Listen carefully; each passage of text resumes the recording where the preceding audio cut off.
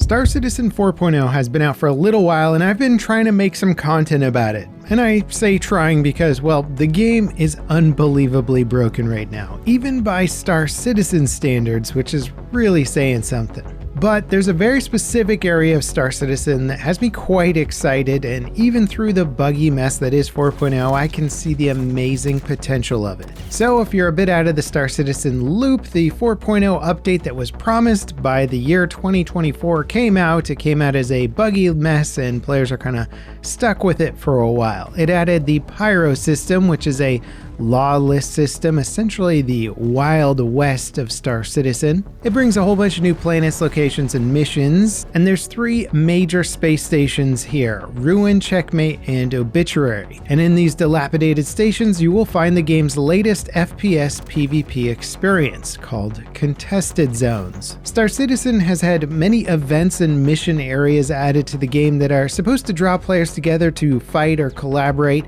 but this is the first one that feels like it actually has the potential to be great. It's also amazingly accessible, again within the context of Star Citizen's stability right now. You can just go to a space station, gear up, and get right in the action. You don't even need to unlock the area by grinding reputation or finding a special mission giver or getting tokens. You can literally spawn in a fresh character with no gear, buy some basic combat items, and be on your merry way. And frankly, I'm not used to being able to do stuff in Star Citizen without like a 20 to 40 minute setup time, so it's kind of a big deal. And in my opinion, these new contestant zones are, or at least will be, one of the best ways to play Star Citizen if you've been wanting to use all those cool FPS weapons that you have but just don't really have much of a need for. So what are contested zones? They're essentially multi-floor PvP arenas that also have NPCs mixed in to keep you on your toes. All 3 of these stations have their own unique contested zones with their own means of progression. Most feature doors that you'll need to find fuses or key cards to open to progress to the next area. And you'll find these fuses and keycards by looting the environment or printing them at terminals. The deeper you get into these contested zones, the beefier the NPC resistance gets as well. The end goal is to loot a full set of computer boards and then use them at a certain location to unlock a spaceship that you actually get to keep.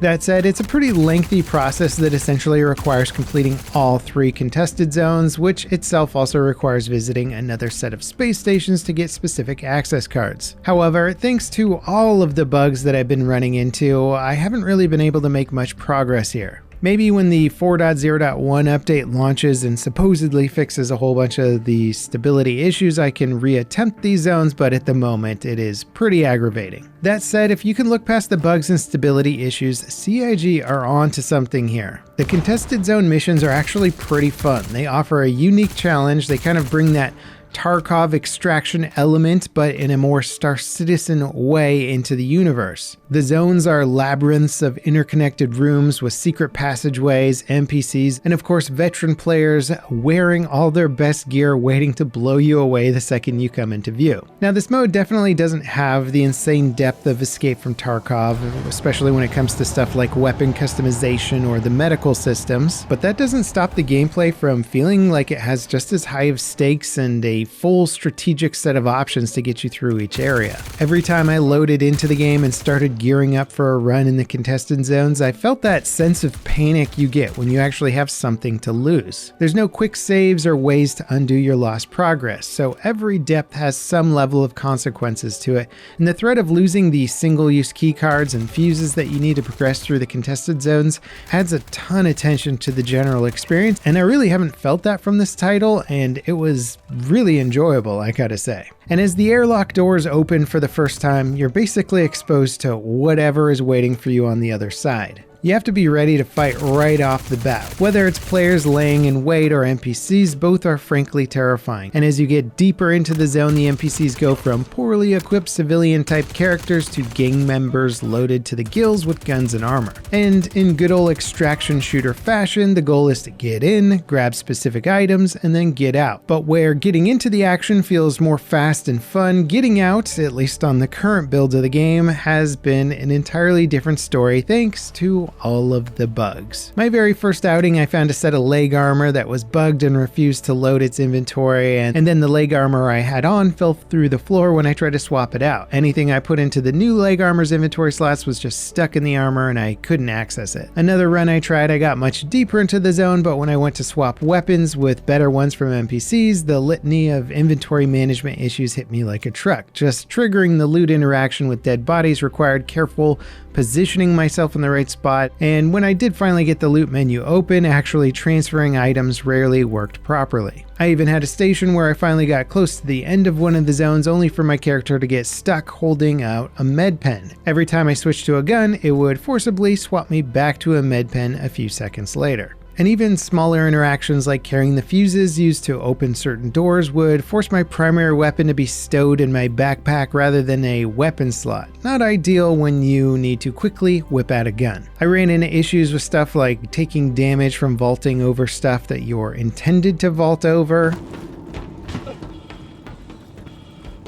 At one point, my character trips on a bit of uneven floor and sent me spiraling into death. I also got totally stuck in a room at one point. Fuse doors automatically close after a short delay. I found a small room behind a fuse door, opened it, and promptly got stuck behind a box. The door then closed, sealing me inside and forcing me to log out. The final major bug I encountered was how NPCs respawn. In some of the runs, the NPCs would constantly respawn within a few minutes of being killed, but in others, they seemed to stay dead once they were killed. NPCs in general did seem pretty responsive compared to how they have been in Star Citizen, which is an improvement, but the complete chaos of how they were spawning was not ideal. And those are just the bugs. There's plenty of game design elements that I took issue with as well, but if you put those things aside, which is a big pile of things to put aside, I am really excited to take these contested zones a bit more seriously once the bugs have been more ironed out. The run where I got bugged out leg armor, I also ended up killing multiple players and got some pretty decent guns out of it. I can totally see a when it works it's amazing type experience buried under all of the current blockers. And frankly, I've barely even scratched the surface of what seems to be offered here.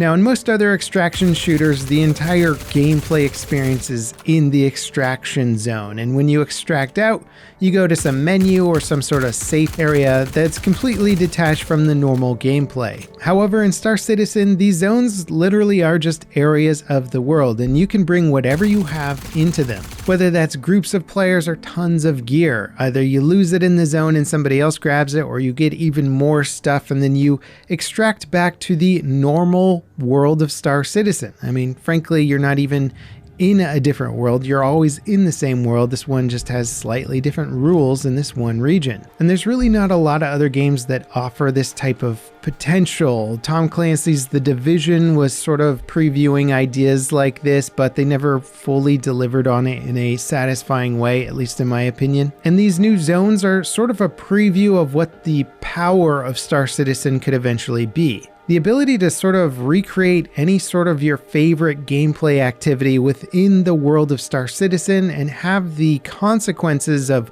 winning or losing those activities impact your character in meaningful ways outside of that activity itself, like finding super rare gear that you can now use on any other sort of mission or unlocking new spaceships that are going to allow you to get to new areas in the universe. The possibilities of these types of unique gameplay systems within the Star Citizen world feel kind of endless. Now, all that said, I can say with just about absolute certainty, aside from the crazy ones of you, it's probably not worth your time trying this out until 4.0 gets some major stability improvements. The silver lining here, I hope, is that the 4.0.1 update is expected to launch on the PTU later on Thursday or Friday, and hopefully includes heaps of fixes for a lot of the problems that I've been running into. When I was playing a very early version of this build on the ePTU servers, it was way more stable and I had a great time with minimal bugs blocking the progress. So I have been able to experience some of this content when it was working more smoothly. Hopefully we can just get things back to that state. A big concern is that many of the issues players are reporting seem to accumulate over time as the state of the game's servers tend to degrade due to bugs or utilization issues or whatever's going on. So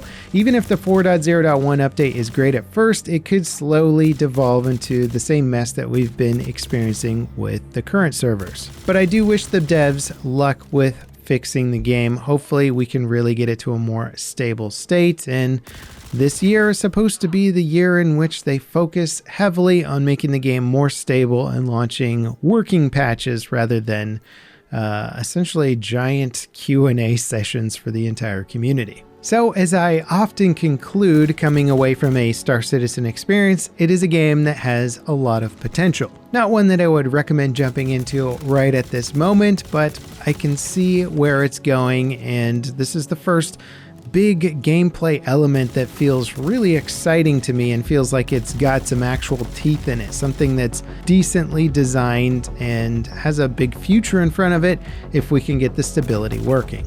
I'd be curious to know if any of you guys have been in the 4.0 update, what your experiences have been. What are you looking forward to the most with this major content overhaul for the game? Let me know in the comments. And if you enjoyed this video, don't forget to drop me a like, subscribe for more content like it, and ding that notification bell to beat the YouTube algorithm with me. Up next, check out my latest devlog for a space game that I've been working on for, well, pretty much a year exactly now. Playing games and working on games is a wildly different experience, but very rewarding, and I think you guys would enjoy the video. As always, thanks for watching, and I'll see you next time. This is Level Cap, signing off.